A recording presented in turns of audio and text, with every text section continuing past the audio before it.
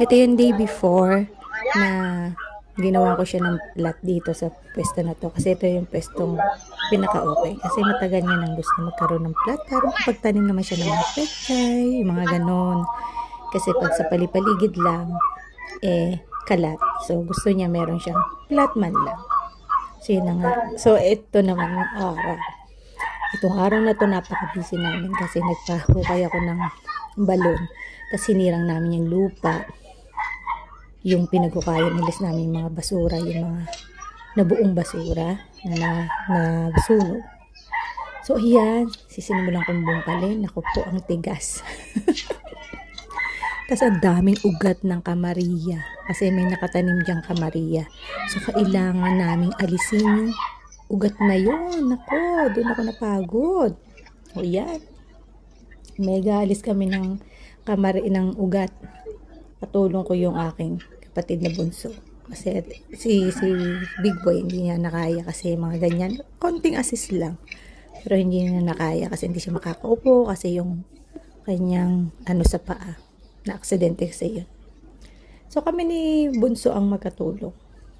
Tulong-tulong kami lahat. Pero dito sa plat, magkatulong kami bungkal at saka pag-aalis nga nung ugat ng kamariya. Napakadami.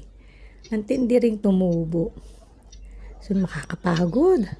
Talagang hataw ang bebang that time. Pinakyaw na kasi malapit na akong makabalik. So, ito yung isang importanteng dapat kong tapusin. Ay, nako ang buhay. Pero masaya, no? Kasi kahit pa paano. Banding namin, ganyan. At saka, yun, nakakapagtanim siya.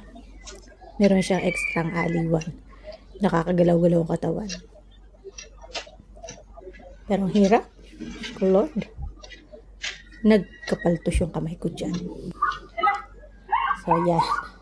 Habang nagaganyan, naglilipat ng mga pinaghirangan, katulong ako si Brian, kinakalat namin yung mga lupa. Kasi madaming lupa eh. So, yung ibang lupa, doon namin sa plat nilagay para kumapal siya. Makakarami yan eh kasi may yung hukay. Kailangan maalis ko na yun dyan. Ma-flat ko talaga. So, pinakalat ko. Tulong kami. Grabe yung naging basura niyan nung pinagkukaya na yun.